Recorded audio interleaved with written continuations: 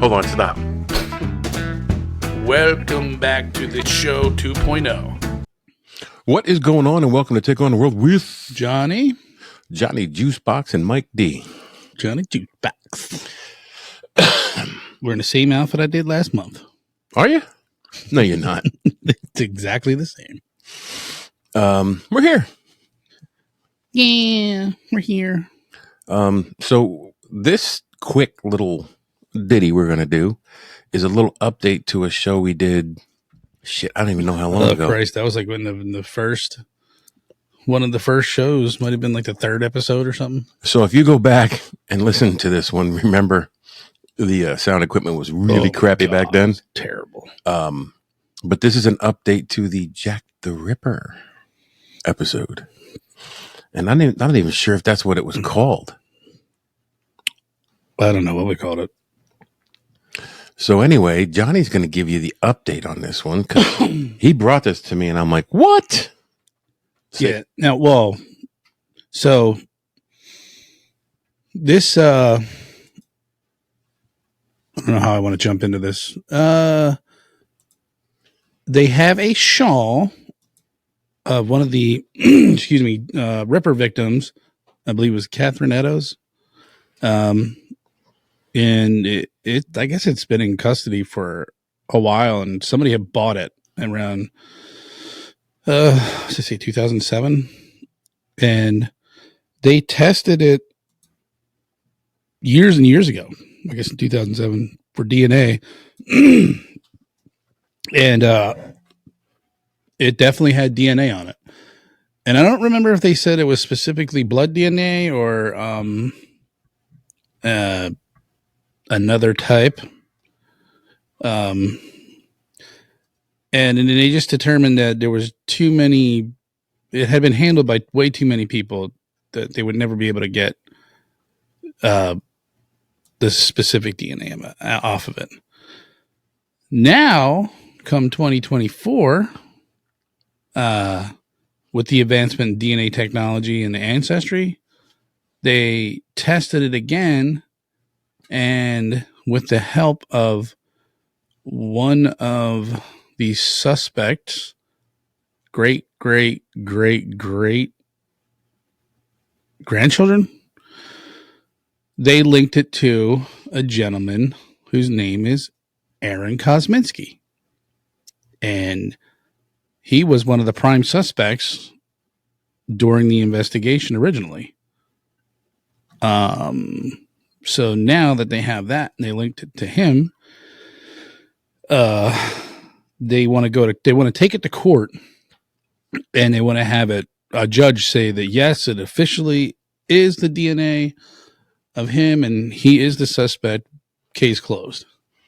So they want a judge to rule on the DNA, saying this is absolutely DNA of yes, they Aaron Kosminski, who was one of the original suspects. Yes. And he was, now they think that his family knew originally, but they would never sell him out to the police because that's just how they rolled back then. Okay. You know, I think he was described as a Polish Jew. And they just said that they stuck together. They were a tight-knit family. And yeah, well, Uncle Aaron's a little nuts, and we're just going to kind of keep that to ourselves. And it's a little funky too, because they didn't really keep good documents on this guy. What do you remember about him as a suspect? Well, because I'm going to interject for a second. So we didn't do Jack the Ripper per se. We did America's first serial killer, H.H. Holmes. Yeah. Who at one point was suspected of being Jack the Ripper. Yes. And so we did do some follow-up in that. It was episode 62. Wow, 62. Yeah, one of America's first serial killers, H.H. Holmes. That was the episode. I'll try to link it if I remember in the bottom, because sometimes I say I'm going to link stuff in the bottom. Yeah. And then I put it up and I forget to link it. Actually, I'm not that prepared for this, but I can kind of just shoot off the hip. But he was just almost he was crazy. He was a schizophrenic. I don't remember how. I think he was just seen and just suspected because he was a like creepo. And he went to a mental hospital, and this is where things get a little fishy, is because they didn't keep good records on him. And I think they actually had a detective who was trailing him and like keeping a dossier on him, on like his, they were just following him around, seeing what he's doing. But he never got caught red-handed, obviously. And so, anyways, he's locked up in this. I think he did the one we might have been a Glass House, I think too. It was Broadmoor. Was that on the Glass House? No. Okay, maybe I'm thinking of something else. But he was locked up at like an infirmary that was less known, and he did like, I think he did like 2 days there. He was supposed to do like a 6-month sentence, and isn't he the one who went in? There was no records when he went in. He started walking around like he was one of the staff. No, they didn't say that, but he eventually got out. They enlisted his employment as a hairdresser, but his family was like, Aaron hasn't had a job for like 2 years. Like, we don't know what he does. Like he just, I don't know. And he like lived with his brother, I think. And so he's just doing whatever, borrowing money, going to the bars, stealing from dead hookers. Yeah. And, so he eventually went to Broadmoor, and that's where they kind of lose him. They didn't keep like his original entry was just his name, and I think he's supposed to do like 9 years there. And eventually they filled it back in, and they're like, he's a schizophrenic. He sometimes is violent. He assaulted a staff with a chair and threatened to kill him or something like that. But then they went back and said that he's not a threat to other people. So you would think like Jack the Ripper would certainly display traits that would lead you to believe that he's a threat to other people, or maybe he just hit it very well. But the reason why he was never caught is because he didn't show those traits outside the situation of the stalking women at night. Yeah. And they did say he had a tremendous hate for women, especially the working class ladies.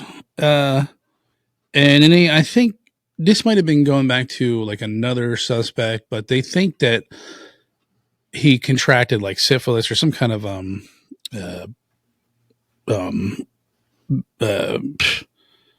venereal disease. Yeah, venereal disease from one of the street workers, which would kind of make sense.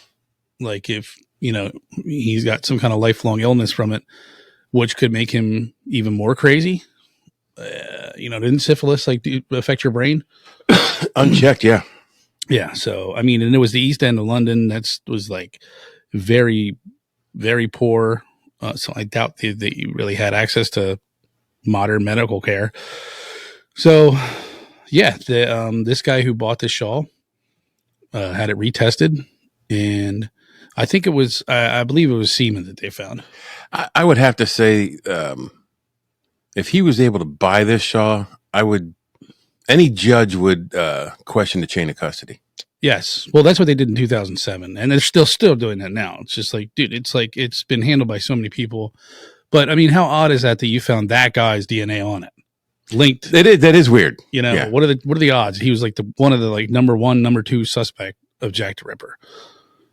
So, I mean, in a way, if this is true, that's good, but it kind of sucks because like now, like you have all these, they call them ripperologists, and they get together and it's like, you can be a detective for a weekend, just having fun, going over all this stuff. And, what are your thoughts and going and who you think it is? And honestly, I didn't think it would be him. My money would have been on a guy who was, I just had it written down on hold on, give me a second here. It wasn't Aaron Konsovinsky. He was a butcher, and he was at the scene of one of the crimes. But they said he said he was walking to work right behind another guy, and the guy in front of him found the lady dead in the street. Kaminsky's oldest brother's great-great-granddaughter gave a sample of DNA to for them to match. Right. Did you already say that? Yeah. Well, to that effect. But there's something to be said about that. Obviously, you can't just. I mean, I just say the odds are. The odds of that not being connected are probably pretty low, in my opinion. But I don't know. I'm not a detective. I'm not a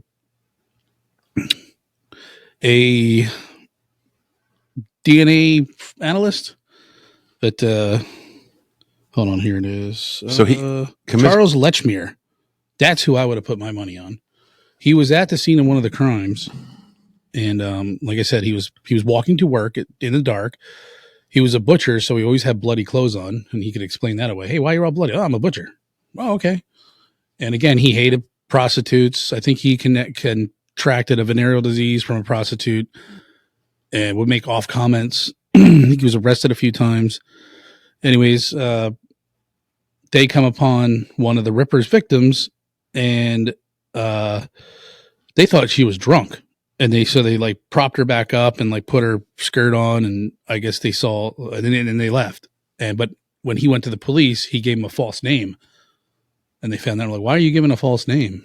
So it was another bizarre thing. Well, I didn't want to get involved. Yeah, like I get that. You're not putting that on me, coppers. Sure, but there you go. You have it. You have actual proven DNA. Like at first, like I said, they knew it was DNA. Okay, that is semen. So therefore, it was Jack the Ripper. So whoever Jack the Ripper is, this is his DNA on that shawl. And they even questioned, like, well, she was too poor to buy that type of shawl. It was way too expensive for her. But I think she had a run of good luck, and she bought something nice for herself. Maybe somebody gave it to her. Isn't that what you said when she left the bar? Yeah, I believe they said that she left the bar drunk with a fellow, and or left walking down the street looking for work. And she was happy that she had her new shawl. She looked beautiful. And I believe she said that she had enough money to rent a bed that night, because apparently that was a hard, like, they pretty much they're poor people who worked and then spent all their money on booze. And if you had enough money for a bed, and I mean a bed, sometimes it's a rope stretched from one end of the room to the other that you dangle your arm on, and you rent the room out for the night. Or you're sleeping in a bed with like 4 other people. It was like dirty. It was really bad. And, or you just slept on the street and hope you didn't freeze to death. Yeah. So she was excited that she had a new shawl and things were on the up and up, and she had a place to stay that night. And that's all that really mattered to her. I got a nickel in my pocket. And unfortunately, she, I'm going to hang on a rope. ran into Charles Lechmere. And the other thing too is they said that he died he only survived. Well, apparently she ran into Aaron Kosminski because the semen got there somehow. Yeah, right. I mean, and I don't know how many partners you'd have in a night, but to have the same semen that is the guy that they thought was the killer, they just couldn't prove it. And but then when he went to Broadmoor Asylum, there's confliction. It says that he was there. They're not sure which Aaron Kosminski. Was it the Jack the Ripper Aaron Kosminski, or was there another Aaron Kosminski who's not completely unrelated but has the same name? I don't know. Yeah, it's really weird. They didn't keep good records on it. They said he died in like 1881 or something, which would have him like 2 or 3 years or a very short stint in Broadmoor. But then they're like, no, here's Aaron Kosminski. He lived till 1907 and he died in Broadmoor. So he would have been 1919. Yeah, he would have been a lot older, but they're not sure if, I mean, what are the chances you're going to have 2 Aaron Kosminskis? I don't know. So this came from an article that is on News Nation. There's a full special episode of Banfield where the historian Russell Edwards discusses his claim. That episode is like 39 minutes long. Oh, wow. So I will, if I remember, throw the link for that in the description here too, if you want to check that out. So that's just our little update on the identity of Jack the Ripper, possibly closer than we've ever been. Yeah. Some say. I'm a little skeptical, but I think I just don't want it to be over. I like the fact that in some kind of weird way that it is unsolved. So it's just that mystery, that allure of that mystery. He's one of the first reported serial killers. I'd really like it to be solved. I'm sure the family would too. But I don't know. It's so popular. Do you think will ever be solved? Just because you right off the bat, you're going to have like, I'd say 60-70% saying, nope, not him. Nope. They just have that. They have their guy in their mind and they have every excuse, evidence of why. Right. I mean, this thing goes so deep. They even named like, a